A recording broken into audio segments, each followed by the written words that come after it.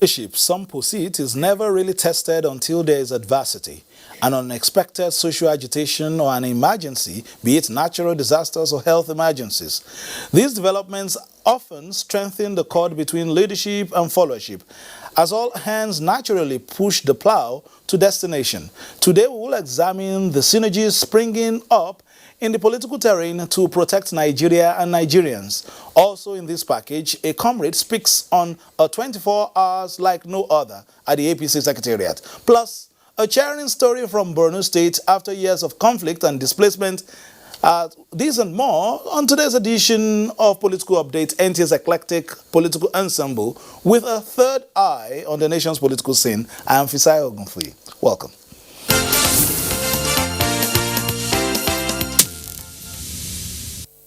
Barely 24 hours after the Jabi High Court ruled that APC Chairman Adams Oshiomhole should step aside pending the outcome of the substantive suit, Federal High Court in Kano has ordered that status quo be maintained in the APC helmsmanship face-off. Let's hear from our correspondent Muhammad Rabiu. A Federal High Court Abuja Wednesday suspended Adams Oshiomhole from parading himself as APC National Chairman. Another High Court in Kano this Thursday ordered the Independent National Electoral Commission not to deal or recognize anybody than Adams Oshiomhole as National Chairman of the ruling APC, pending the determination of the substantive matter before it. The court restrained parties in the suit from giving effect to purported suspension of the chairman from Ward 10 Esako West of Edo State on the 2nd of November 2019. Counsel of the applicant, John Mary Chukukasi, moved the ex parte motion. The case has been adjourned to 8 April 2020 for hearing.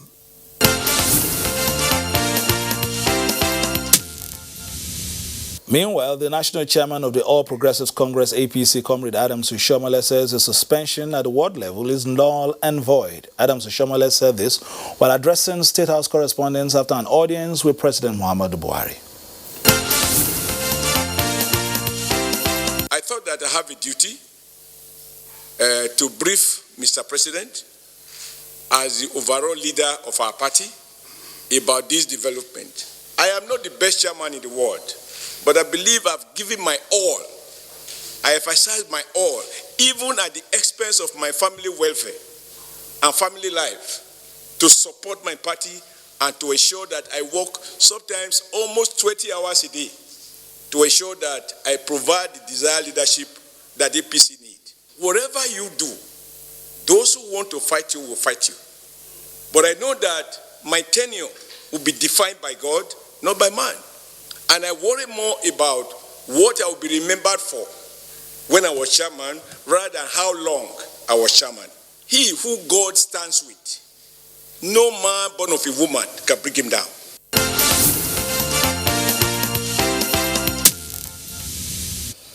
Now, we wanted a legal practitioner to help us untangle this legal conundrum, but it's still been expected. You'll, however, agree with me that there is a global emergency which supersedes any political posturing at the moment.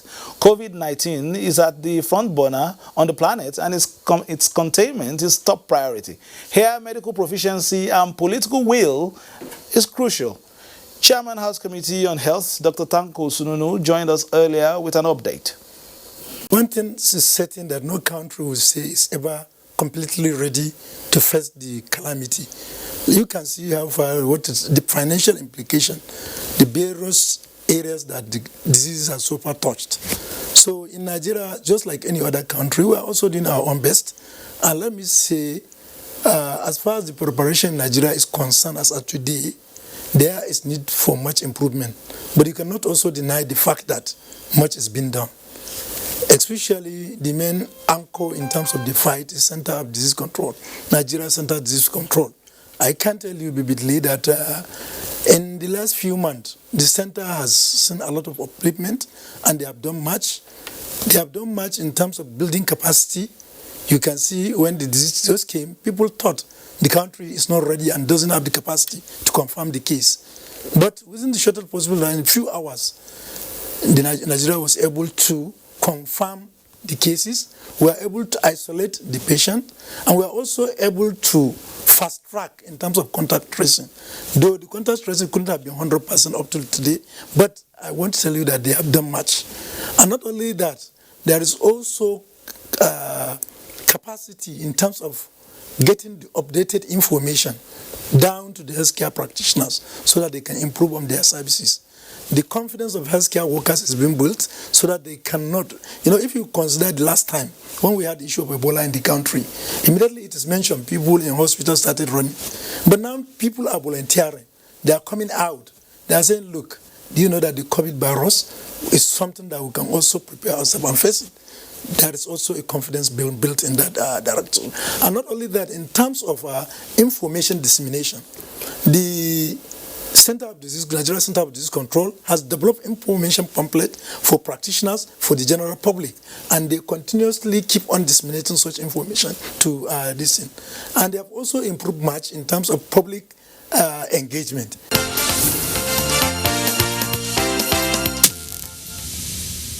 The South-South Governors Forum met in Asaba with security at the top of the agenda. Let's hear details of their deliberations now. Top on the agenda of the meeting of the South-South governors held behind closed door is the issue of security and economy as disclosed by the chairman of the forum, Governor Ifeanyi Okowa. We have agreed as a region that there is a need to have a regional security outfit, and we have mandated the Brace Commission to begin to work out the details and to brief us at our next meeting, which is going to hold in Port Harcourt. The forum also resuscitated the Brace Commission as part of the strategy of making the South-South region economically viable and vibrant. The Brace Commission has established is to help us look into issues of regional economy and the needs to develop our region collectively instead of working as individual states. The forum also agreed that the 13% derivation from the federal allocation should henceforth be first-line charge.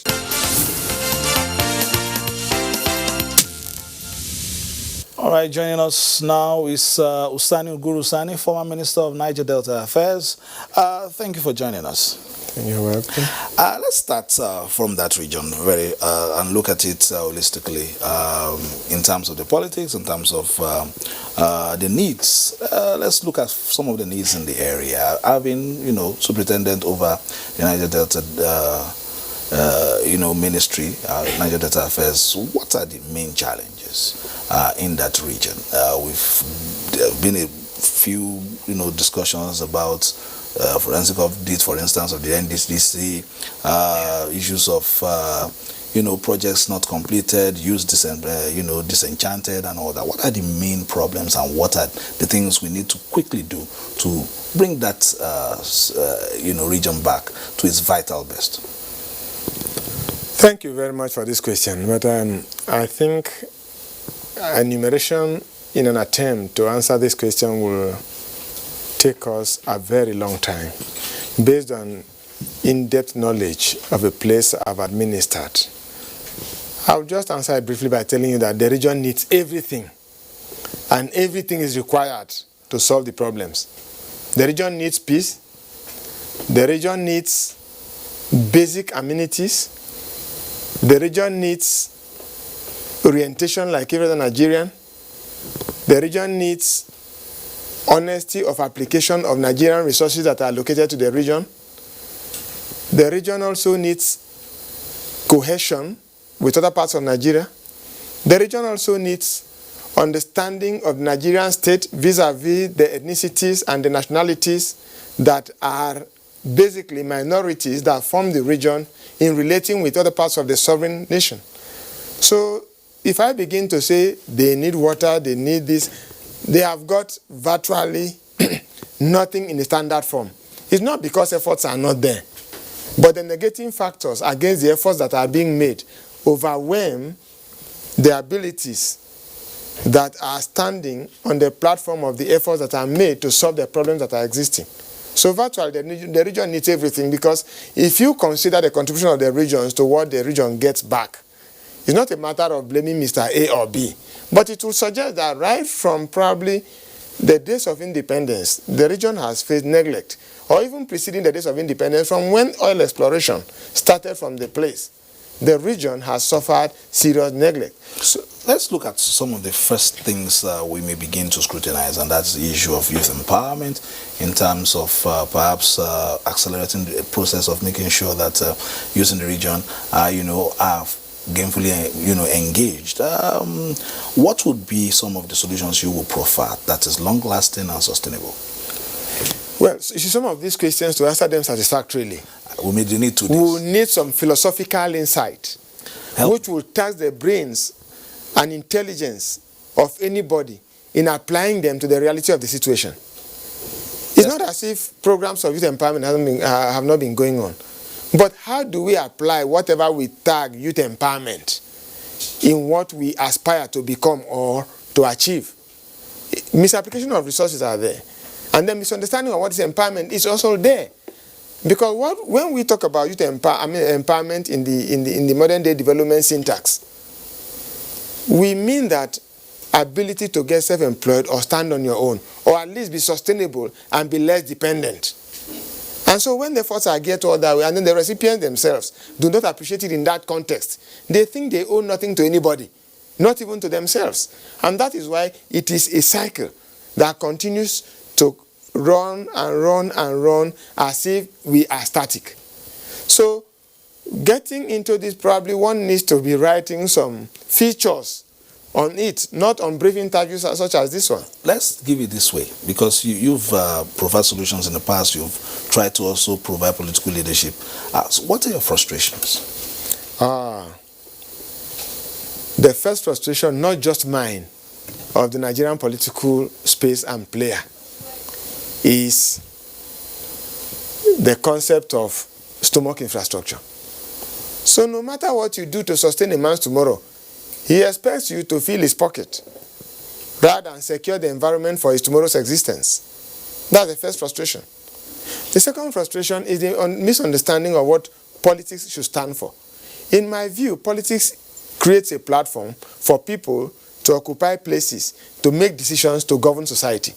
And knowing this, it means as a political figure, your decision for 1 minute can affect generations for 50 years. Therefore, honesty and sincerity are the hallmarks that are required in the political space to enable people dispense with what good they have as intents for the people to benefit from it and grow society and also develop society. It's not enough to talk of growth, but it takes social policies also to translate growth to development. All this is lacking. It's not enough to hold PhD and occupy a big position, but to understand how one policy transforms the resources to the benefit to sustain another policy. You agree with me that, okay, if you have politics, you have concepts, if you have the willpower as well as the integrity to go through a process, you must start from somewhere. Sure. So under the current scenario, for instance, where would you start in terms, hypothetically, where would you start? Well, you won't even be talking hypothetically. We are talking realistically because I've practiced it. Okay, let's go ahead. Yes. Where we have started has been to say a young man come, for instance, on the amnesty program that has been taking place, people are getting stipends, and you know that in the economics of investment, savings translate, earnings with savings translate to investment.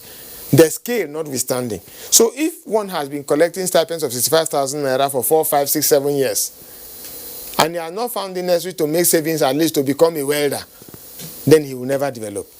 And on a medium-term scale, so to say, we have empowered people with sums of 1 million naira, 500,000 naira, 350,000 naira, depending on the vocation on which you are trained. Yet, a small number have found it necessary to go and establish little things to be independent of any further bread on the table. So this support, as people call it. Yeah, of course, support. This will mean that all that we need is a reorientation to understand what government policy is in favoring individuals for tomorrow's sustenance. All right, let's move away from that region and go to another region that has been ravaged by conflict.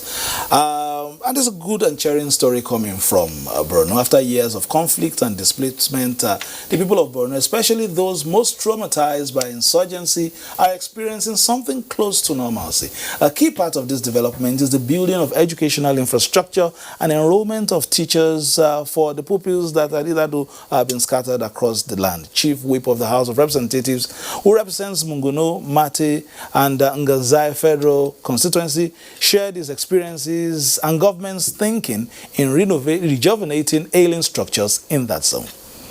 You know, as a result of the Boko Haram insurgency, of which Borno State, and more particularly my constituency, is the epicenter of the Boko Haram insurgency, it brought about huge displacement of people as a result of the conflict, to the extent that majority of our people are living in IDP camps, or some are living outside the country as refugees.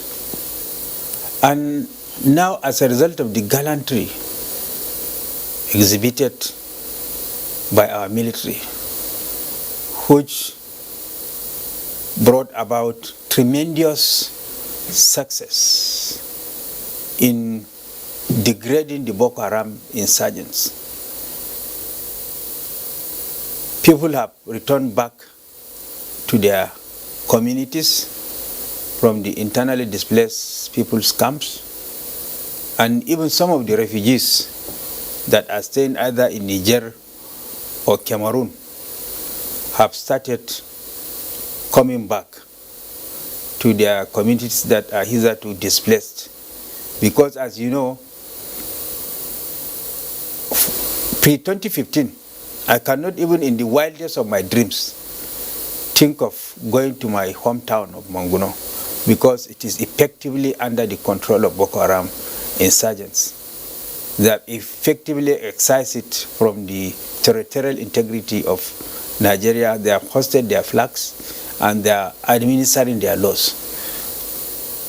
And as a result of, as I told you earlier on, the gallantry, the zeal, determination, as well as the enthusiasm and leadership given by the political leadership of President Muhammadu Buhari, though there is not total normalcy, has not yet returned, but compared to pre-2015, there is tremendous success. And you know, human population grows at geometric rate, while corresponding increase in our infrastructure is at arithmetic progression. So as a result of that, there is huge need for returning these people back to school, because of the fact that they have now come back to start or pick the pieces of their lives and then start a normal life. And because of the huge growth in the population, mega schools were built, and then enrollment has commenced. And not only enrollment, there is going to be school feeding with a view to bringing about retention in the school. And then there is going to be mass recruitment of teachers so that they can teach these people. And the government decided to deliberately embark upon this Marshall Plan in the education sector, conscious of the fact that the genesis behind the Boko Haram insurgency is lack of education. The Boko Haram insurgents capitalize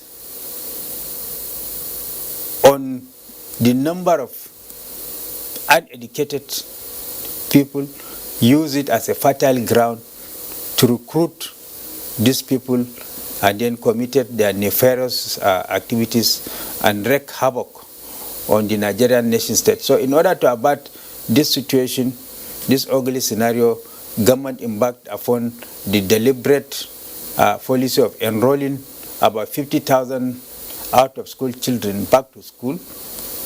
One, to cope the genesis of the Boko Haram insurgency, which is illiteracy, and then also to give education, because education is the bedrock of any developmental aspiration of any given society.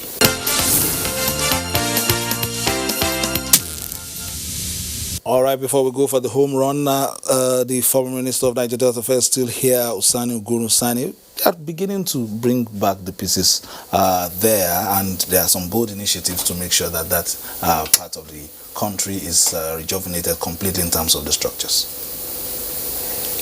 Well, we have heard the story. You just made a statement of fact. Any comment? Oh, that's fine enough. We appreciate that. Meanwhile, before I let you go, I have two main questions. We, in 2020, wanted to bring a report basically on electronic voting for the Ondo and Edo elections. What are your thoughts on that?